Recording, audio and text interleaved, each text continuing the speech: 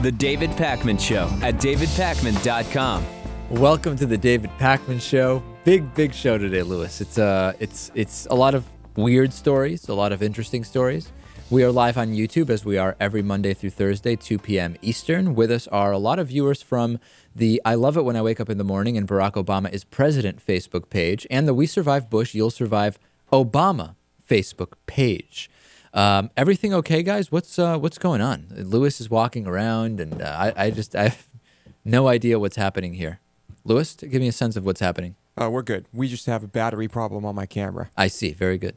So let's talk about Herman Cain. Herman Cain is now a newly hired Fox News contributor. They seem to be hiring a whole variety of people, including Scott Brown, and they got rid of Sarah Palin. So big changes are happening at Fox.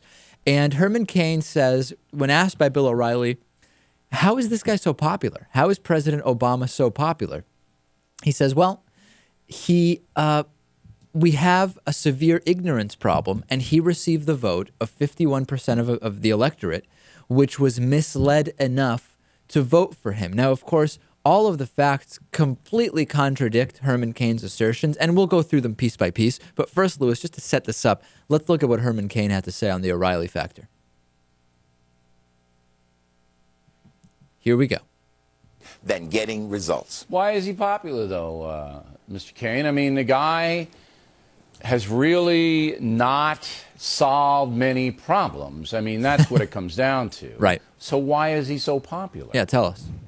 He is so popular because 51% of the voters were misled enough to vote for him. Oh, come on. You think we're that? 49%. I mean, after that long campaign that you and all the other Republican hopefuls engaged in, and then Mitt Romney has $1 billion to spend on his advertising, and you're still telling me that the American people were misled? I mean, how dumb They are were we? Yes, Bill. Well, we are that dumb. Now, keep in mind, not everybody. Remember, he got 51% of the popular vote. So when you say all of America, no, you know what I'm talking about. 51% of the people. I know what you're talking about. The majority sets I know what the you're tone. talking about. The majority Yes. sets the tone and the direction of the country. Here we go. Yes. And we have a severe ignorance problem with the people who are so mesmerized by his popularity that they are not looking at the facts. Right. So Herman Cain is the exact wrong he's a member of the exact wrong party to be making this argument, and he's making this argument on the exact wrong network. But he's absolutely right. We do have an ignorance problem in this country. That's right. But he's making the wrong one. So remember, during his own presidential campaign, Herman Cain mocked a foreign policy question about Uzbekistan, calling it Becky Stan. And he insisted he doesn't need to know who the country's leader is. He also was completely perplexed by a question on Libya, asking the reporter, which one is Libya? Remember that incident? Yes. Yeah. So he's not really the right guy to ask about ignorance. But let's listen to what he had to say. Historically, Republicans and Fox News viewers hold more misperceptions than Democratic voters who get their news elsewhere. So this dates all the way back to a PIPA study back in 2004 and countless studies since, which showed that Republicans and Fox News viewers are significantly more likely to have believed that weapons of mass destruction were found in Iraq, that Saddam Hussein was connected to 9/11, that the world supported going into Iraq. And we've had countless studies since showing that these misperceptions, just flat out misperceptions, things that are just not true, are believed at much higher rates among people who primarily get their news from Fox News and among Republican voters. And this goes even recently. Republicans way more likely to think President Obama was not born in the U.S. Also, Fox News viewers way more likely to think that, and any number of other misconceptions. So we have an ignorance problem, Lewis. The problem is it's on Herman Cain's side, and particularly on the TV network that Herman Cain works for. Right. Now, if we did not have an ignorance problem, Obama probably would have won 80% of the popular That's exactly vote. right. That's exactly right. That's the incredible thing. Yeah. But these guys will never get it, Natan. Yeah, I mean, anecdotally, I know uninformed people on both sides. I know people who give really poor reasons for having voted for Obama, and obviously the same on the opposite side. But it's indisputable, according to the evidence, that the more education you have, the more likely you are to be liberal. Yes, no question about it. More Fox News nonsense going on. Fox News host Bob Beckel, who's kind of like the token weak liberal on Fox News. Remember when Alan Colmes was on Hannity and Colmes, and he was kind of set up to be the weak liberal. So Bob Beckel said he doesn't think that rapes happen on college campuses. Let's take a look at this clip. And by the way, this is a show called The Five. It's one of the worst programs I've ever seen. The caliber of the discussion is just complete nonsense. Take a look at this. And that means being armed. But I don't think everybody needs to be armed.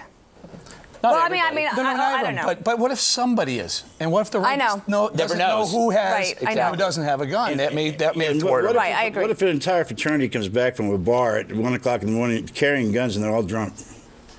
What about that? To allow a fraternity to pack heat while they're drinking. But that's not what this legislation is talking about. But this carry law, these carry laws that are around a lot of states now, right? Hidden carrying guns.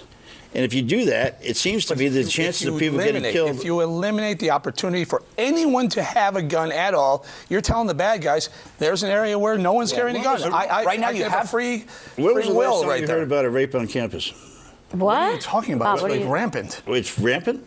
Rapes on campus? In particular, date rape on campus. Wow. Yes, Well, Bob, it's a that's very one big thing, date rape. problem. But you're going to take a gun out and shoot your date? I don't know. Maybe you should. Wow. So high caliber discussion going on. At least the other people on the show are quick to say that's ridiculous. It's rampant. Yeah. Now I don't know. This is just it's the weirdest show and the most bizarre discussion I've ever seen. But of course, Bob Beckel is completely wrong on this. One, let's look at some of the data, please. This is a study put out by NYU. 1 in 4 college-age women report experiences that meet the legal definitions of either rape or attempted rape. 1 in 5 college women are raped during their college years. Most survivors of sexual assault are full-time students. About 1/3 of them are first-year students between 17 and 19 years old. A survey of over 400 college students found that about 12% of gay or bisexual men and 31% of lesbian or bisexual women indicated they had been forced to have sex against their will at some point in their lives. And 1 in 12 college men admits to committing acts that meet the legal definition of rape. And by the way, forgetting about all of the incidents that are reported, 81% of on-campus and 84% of off-campus sexual assaults are not even reported to the police. So where Bob Beckel gets this information, I don't know. We know that he's playing the role of the weak liberal on Fox News, and he's really doing a great job at it by spouting this nonsense. What kind of a question is that? This is the only clip I've heard of Bob Beckel on this show, and by listening to it, I would assume that he is not liberal at all. You just wouldn't think he's a liberal, period. No.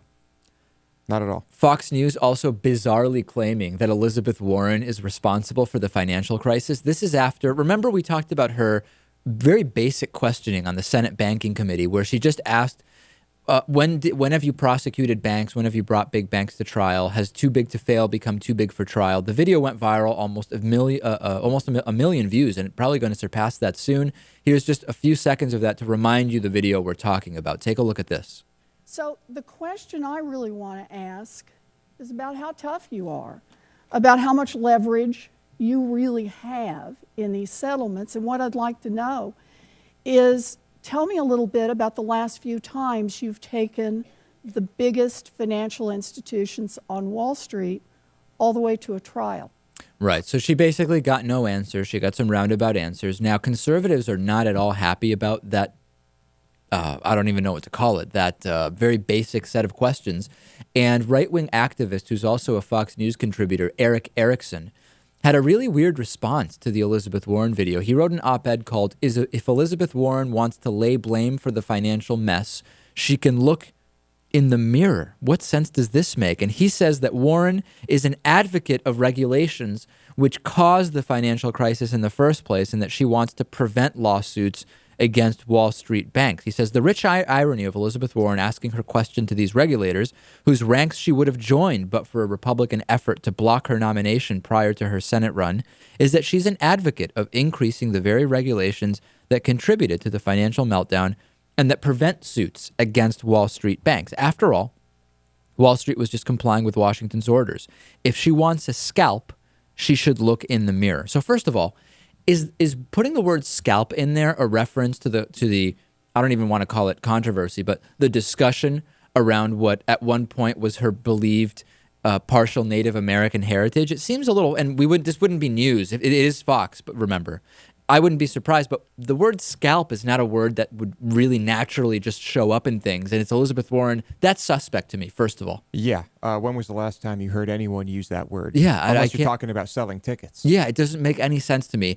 And then the reality, fantasy world living is very, very fun, apparently, over on the right wing at this point. There's a long history of blaming the people trying to fix the mess by projecting their own guilt onto the fixers.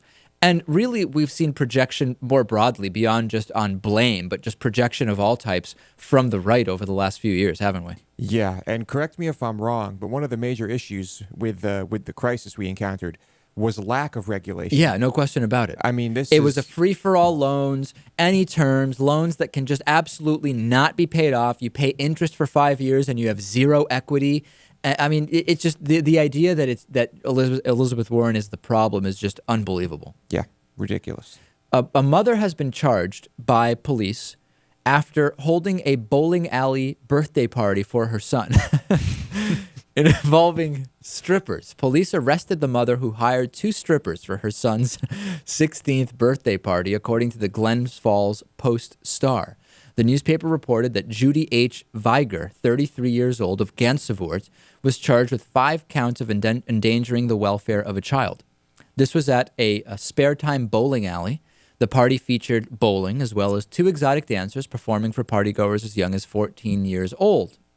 Lap dances happened. A whole bunch of stuff happened. Police started investigating after pictures appeared online and a few stories in the media. And police interviewed close to 100 people at the party, which took place in a private room that had windows covered with butcher paper. I would use cheesecloth rather than butcher paper if I were having strippers at my 14-year-old's party, wouldn't you? Well, that would be your prerogative. Yeah. So this is a misdemeanor which can carry a prison sentence of up to a year, right? And this is something that occurs when, quote, endangerment occurs when a person knowingly acts in a manner likely to be injurious to the physical, mental, or moral welfare of a child under 17 years old. I've never been to a bowling party that had this level of hijinks, I must say. Yeah, yeah. This is really something. But really, let's talk about this. Should this be something that she serves jail time for? I would say no. I'm not big on jailing nonviolent offenders in the vast majority of cases. So, no, not at all. Okay, Natan, how about you? Jail time here? I just don't see what the purpose of the jail time would be. I mean, I think the burden of proof should be on saying that she should have jail time. I say let her go with a ticket. The idea of having this woman take up a jail cell for a year is completely absurd. If it was a 10-year-old, it'd be completely different. But a 14-year-old, no big deal. No, I'm kidding around about that. But seriously, though, Martha Stewart served 5 months, right? And a lot of people don't agree with the Martha Stewart sentence. But can we really argue that this woman did something worse than Martha Stewart, who really, it was the lying to investigators? This woman hired strippers for a party. That deserves more jail time than what Martha Stewart did, separate from arguments about Martha Stewart. Let's say no other kids were involved here, and she just hired 2 strippers for her son who just turned 16. Okay, mother of a year. That's great. I love that. It's pretty foolish. What is Lewis talking about? It's pretty foolish. That's great. That's great. In other words, it doesn't involve anybody else, whatever. This is her thing. The kid probably loved it, and, what mom would do that for her kid? So you're saying because there were other children, and their parents may not have known. It's very foolish to think that, obviously, these other kids' parents would be okay with this. 14 was the youngest one. I mean, I can't possibly imagine this would scar a 14-year-old in any way, shape, or form. I think there may have been some 12-year-olds, or was 14 the youngest? Maybe 14 was the youngest. In any case, 14 was the youngest. Yeah. I mean, but the idea of jail time here is completely it's absurd. Insane. Yeah, we've got a serious problem. Well, we know we have a serious problem with the prison system. Yeah, plus, I think any kid who was here could have easily just gotten up and walked away. The point is, it's children. They don't know. They assume if an adult has booked strippers, then that's appropriate.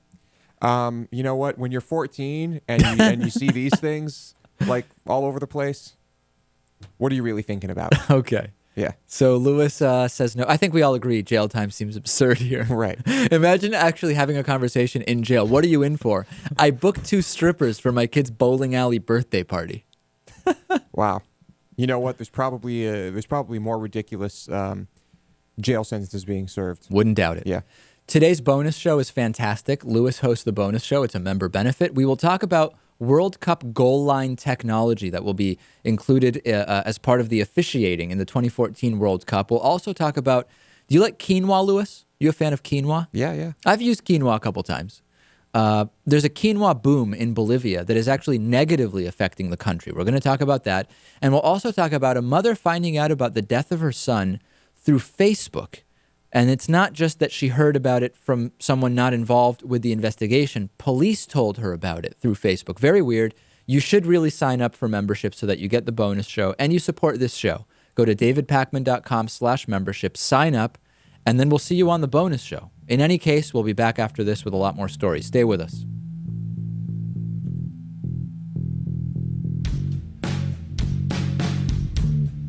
The David Pakman Show at davidpakman.com.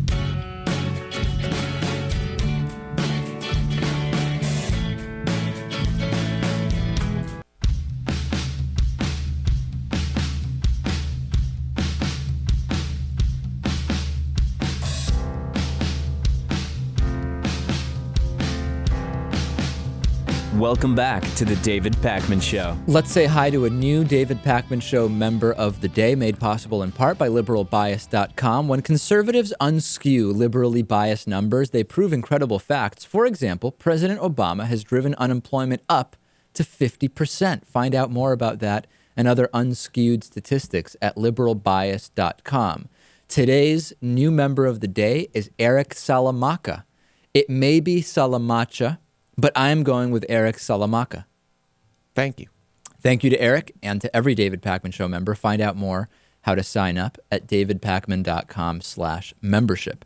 2 out of 3 Americans have essentially lost their Fourth Amendment protection to the Department of Homeland Security. What do I mean by this? Well, the Department of Homeland Security has decided that search and seizures happening in certain places, which we'll talk about, do not violate Fourth Amendment protections against unreasonable search and seizure. This specifically refers to border agents who don't need probable cause nor warrants, since they don't need to prove reasonable suspicion because they are operating within that 100-mile range from a border. And this also includes the coasts as well. So this is interesting because the ACLU has been talking about this as the Constitution-free zone for a while. And we basically now have the numbers which about 200 million Americans who live within 100 miles of the U.S. border have no Fourth Amendment protection when it comes to coming in and out of the country, but more broadly, because they are within 100 miles, really any time. And we know we have a friend who's in Border Patrol, and he tells us about this. Basically, he's free to ask anybody for anything. He doesn't need a search warrant nor probable cause as long as he's within 100 miles of the border. That's it. That's just it. Right. And the ACLU, of course, says that this violates the Fourth Amendment and that in some ways it could violate the First Amendment when it comes to reviewing electronic devices and making assessments about what you are likely to do, crimes you may be going to commit based on text or files, things you have written on that computer. It's incredible stuff, Lewis. Yeah, I'll say.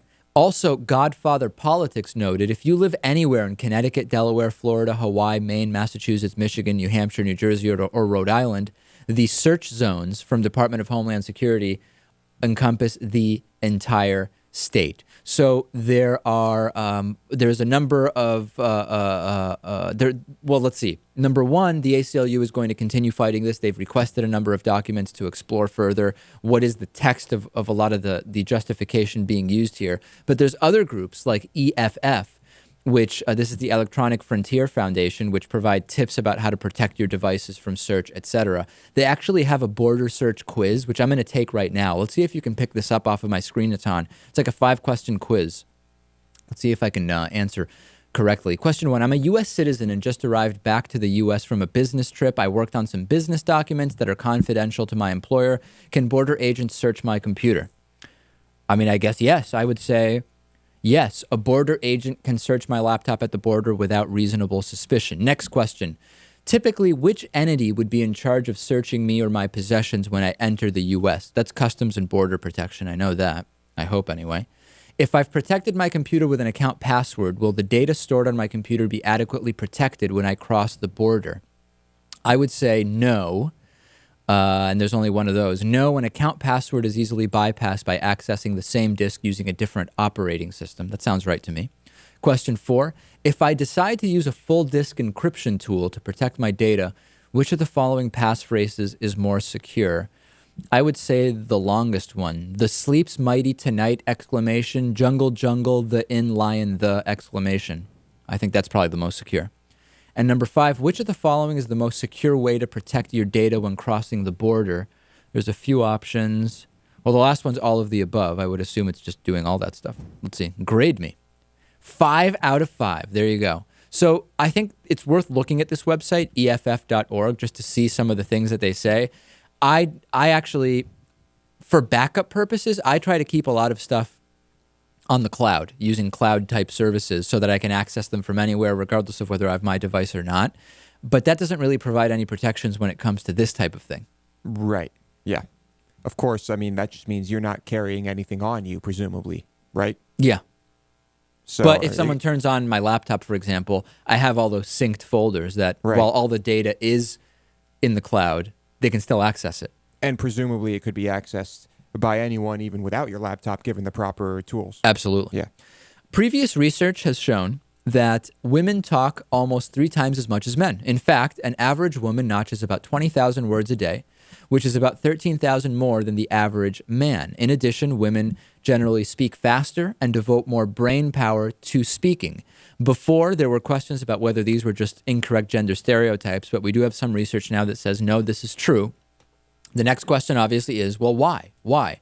And now we actually have research that explains why, and this may be related to a gene called FOXP2, F-O-X-P2, which appears to be essential for the production of speech.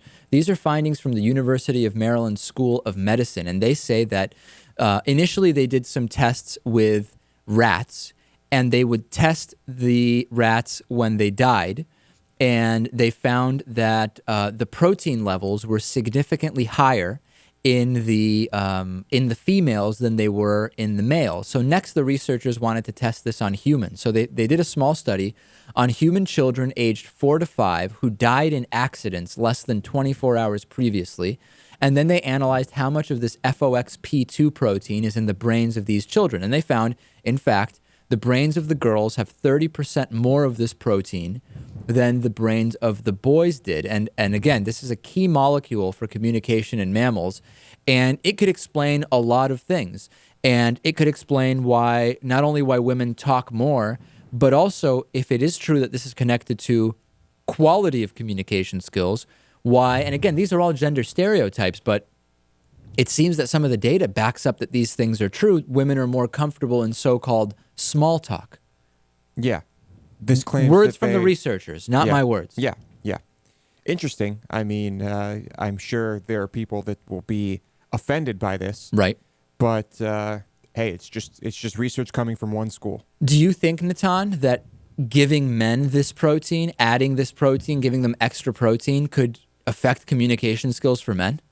Well, I haven't really read the study, but it seems like maybe the protein is an adaptation that goes on when you talk more. So if there's a societal reason why women talk more and it's not genetic, maybe their brains change in response to that and they get more of this protein. And in that case, it might not have the effect on men that you would assume if you just inject it. On the other hand, I don't really get what the relationship is with rats and mice and really any other animal because they don't talk. So I don't get where they got this information originally. It was with the whatever screech type noises the rats would make. But so it's pretty difficult to compare human speech, especially small talk, with something that animals don't do. It is difficult, but they found in humans that women also have more of this protein. But has this ruled out the possibility that I'm saying that this is just something that happens when people talk more? No, it hasn't been ruled out.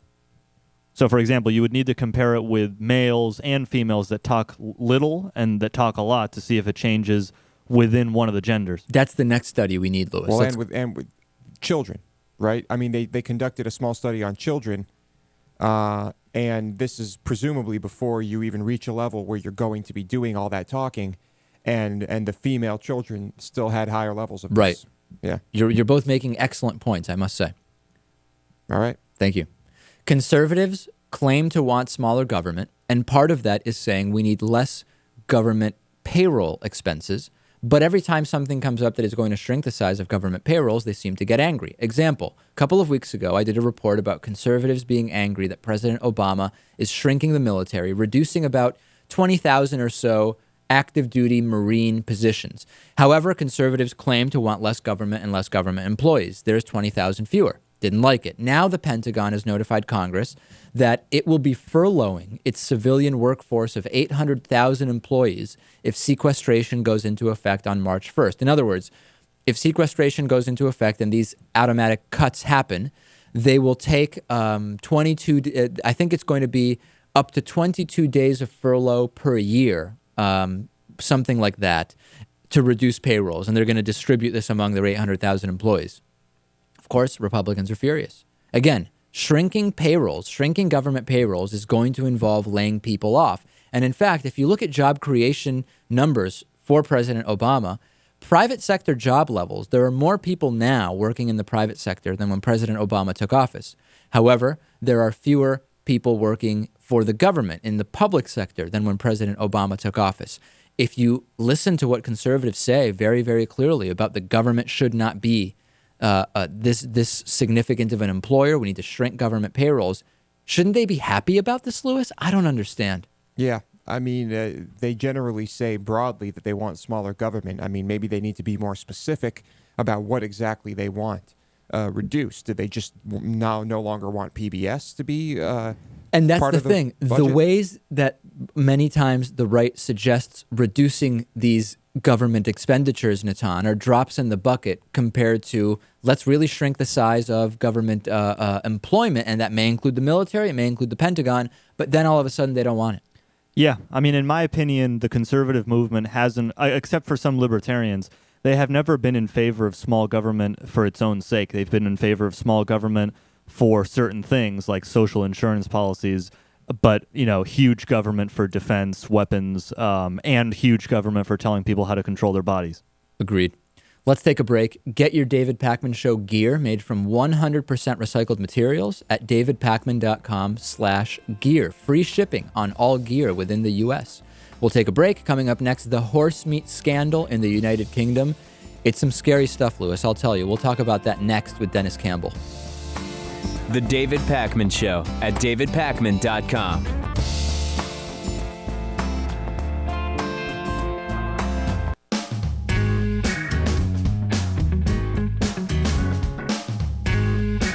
Welcome back to the David Pakman Show. It's Thursday, time for Worldview with Dennis Campbell. Dennis is editor-in-chief of UK Progressive Magazine and host of Worldview on YouTube. Go to youtube.com/Worldview Show to subscribe. Dennis, I'm very interested in talking about the horse meat scandal of the United Kingdom. For people who haven't been following this, let's start with how did this start? Where is the horse meat, etc.? Well, a few weeks ago, a number of the major food production companies here had some tests conducted by the FSA, which is the Food Standards Agency. And it sparked an alarm because, and I think it was in the first case, it was with a large chain, which is Asda, which is owned by Walmart. About a third of the sample was coming back where it was labeled as beef, as actual horse meat. Huh. And as the scandal began to widen, every one of the major grocery providers, from Tesco to Sainsbury's to Waitrose, all rushed to get their foods tested. And it seemed to be mostly in pre-packaged foods. So if you had a spaghetti product with a bolognese sauce with meat in it, that should be 100% beef. But in some cases, they were finding it was up to 67 to 100% horse meat. And so that sparked a furore across ministers, because basically, just as in the United States, where the Food and Drug Administration have been defanged, the same has happened here with Parliament and this Tory conservative government.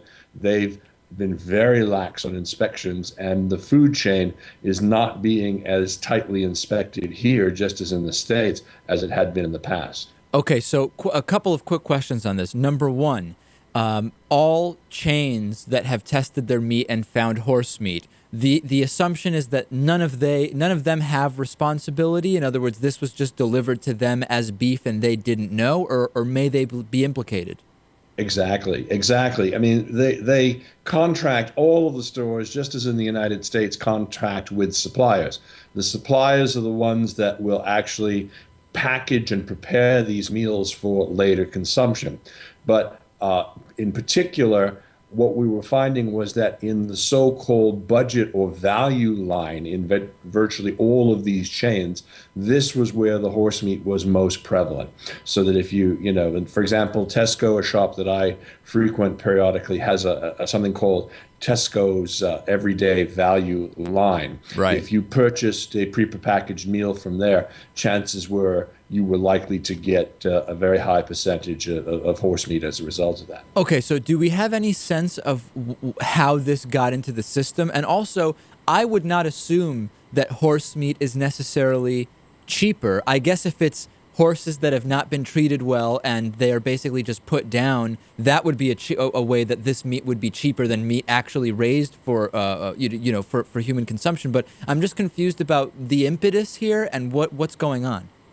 Well, horse meat actually is much cheaper. I mean, if you compare it to sirloin or to some other the high-grade cuts of beef, which you would expect to find in ground beef and steaks and things of that sort, it's roughly 1/3 the price. Wow. And horse meat is considered a delicacy in several parts of the world. I mean, in France and other areas.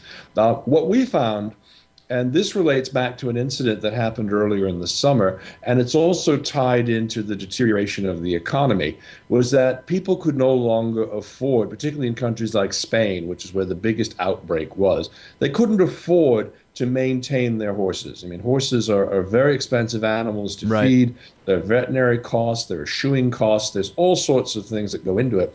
And in the downturn in the economy, most people found that they could actually get more money by selling their horse for slaughter than they could, and they couldn't afford to continue to pay for their horse. That's part one. But here in South Wales, in the area which I live, the Vale of Glamorgan, indeed roughly 2 farms away from where I broadcast from, there was a scandal that lasted for the better part of a year and a half, and it revolved people from Eastern Europe, in particular gypsies, and they have a breed of horse called the gypsy horse, which are actually raised for their meat. And what we saw happening was about a year ago, the horse meat market in France absolutely cratered. It absolutely collapsed. So all these horses that were being raised for slaughter, they couldn't get the money they paid out of them. And we have a very notorious farmer, literally 2 farms over from where I live right now, who basically set his horses free. And it is alleged that he, in concert with several others, and these made headline news on the BBC and others, let over 2,000 horses just run free. Wow. And I have to tell you, if you've never seen it, it's quite a sight to be coming down these narrow country lanes and have a herd of about 200 unsupervised, unwatched horses heading towards you as you're driving in your automobile. And I think this has contributed, the fact that the horse meat market has collapsed, to the fact that they're now trying to use it, particularly these larger criminal gangs, in the processing of it. I mean, we've seen mafia connections, we've seen Russian arms sales connections. It's a very shadowy food chain here in Europe, and it's all led to this sort of thing. So last thing on this, what is being done now to fix this problem? Well, of course, the laboratories now are completely overwhelmed. Everybody wants to be assured that their meat is horse meat free, because if it says it's beef on the tin, it should be beef. If you're expecting to find beef, you should get beef. And that process is working its way through. But it's very interesting to see that companies like Tesco and Waitrose and Sainsbury's have all come out with very apologetic tones. The CEOs are taking full responsibility and jumping forward and making certain that the chain is clear. So I imagine in the next 3 to 4 months, you'll see it will, there'll be much stronger measurement. But the real problem now is with the various ministers inside of this government who dropped the ball. And there was apparently warnings about this particular issue 2 years ago that went unheeded. Does this make you glad to be a vegetarian? Oh, does it ever, my friend. All right, Dennis Campbell. Check out the YouTube channel, youtube.com/worldview show. Dennis, thanks as always. We'll talk to you next week. Thank you. We have a very interesting clip going up tonight in which we're going to have a very adult conversation about the roles of sex and pornography in life. You might want to catch that one. All right. Make sure to subscribe, youtube.com/worldview show, so you don't miss any of the interviews and great topics. We'll see you next week, Dennis. We'll see you. Take care. Thanks. The David Pakman Show at davidpakman.com.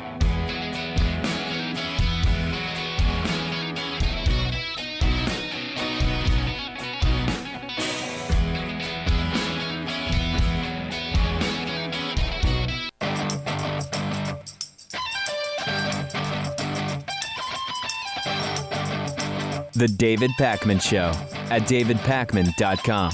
Republican Senator Mitch McConnell fell for a parody news report about Guantanamo Bay prisoners being eligible for GI Bill benefits. This is so funny.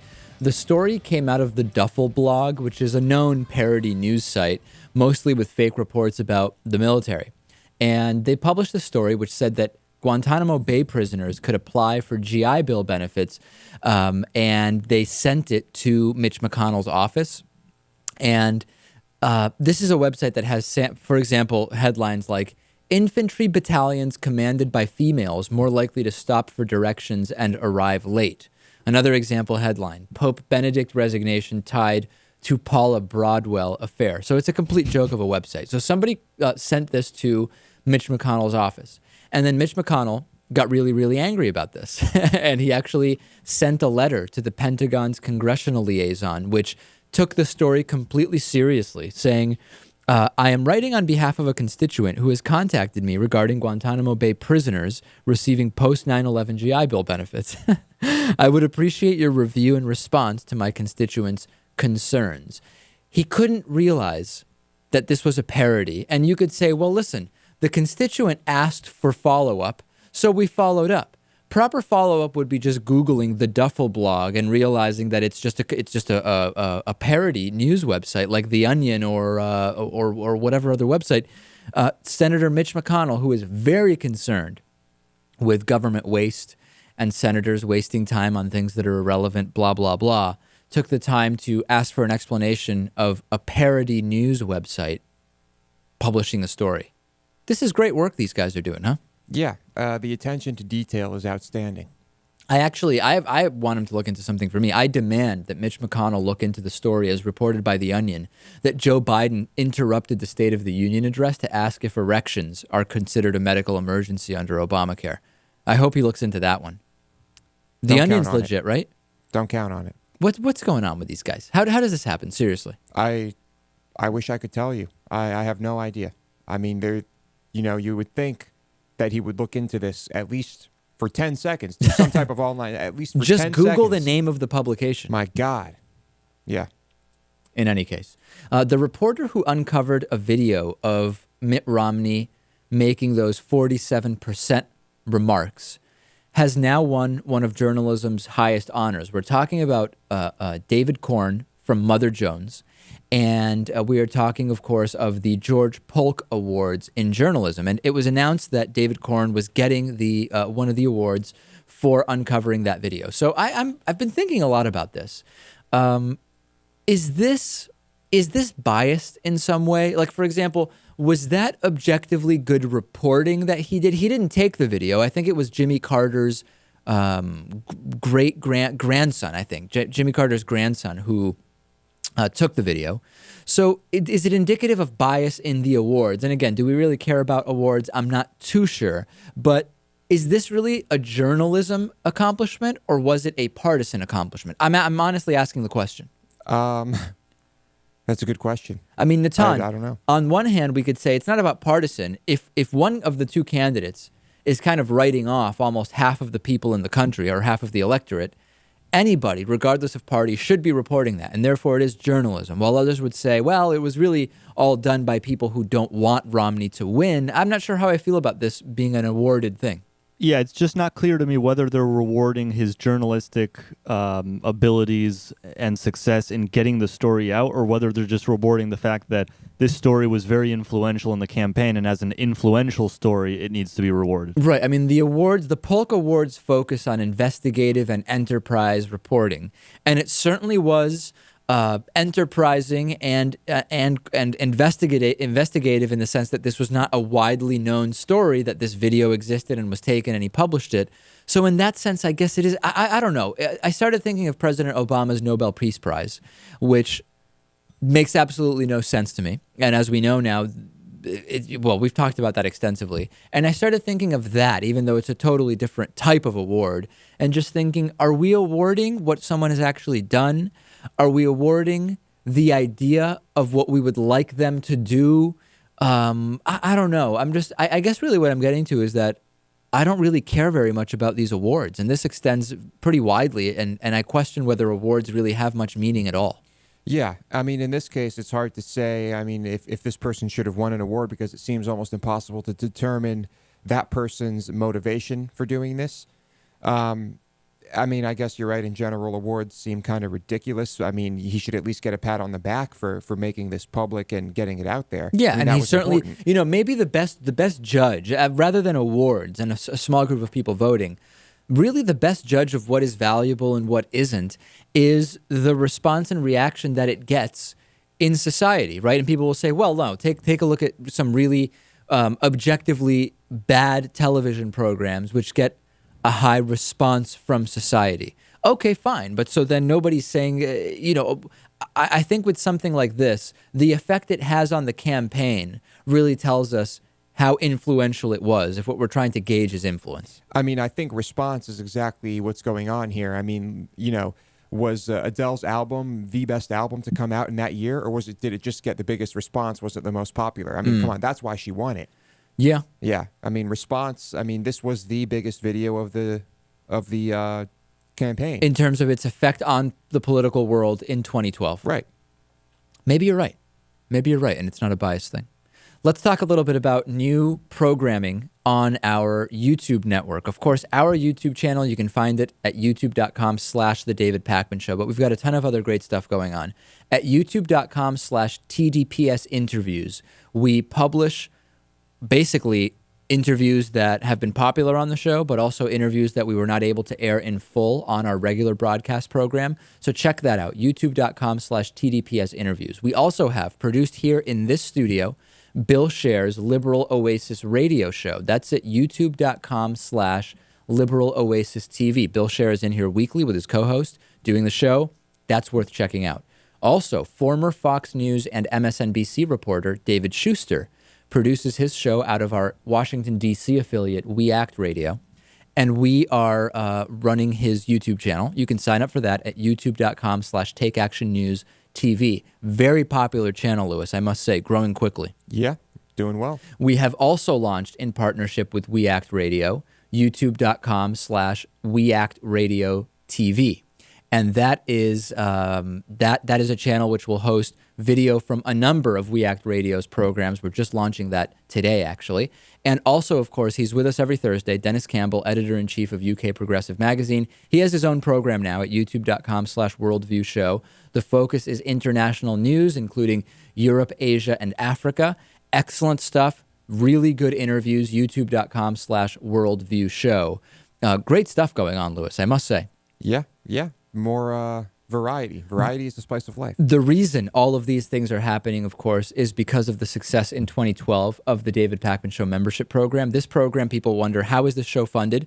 We have a little bit of sponsorship revenue, and we've got a YouTube partnership, so that provides some revenue. But really, individual memberships, which can be monthly, which can be yearly, are the number one funding source for the program. So please, if you think this type of programming is important, Lewis, if you think that you're not really getting what you need or what you deserve or what is really desperately needed from the three-letter news networks. You're familiar with those, Lewis. I am. You can say, I want to be a part of an alternative to that. I want to be a part of an alternative to corporate, mainstream, homogenous media. Just become a member. We're talking about $5 a month, $5-6 a month.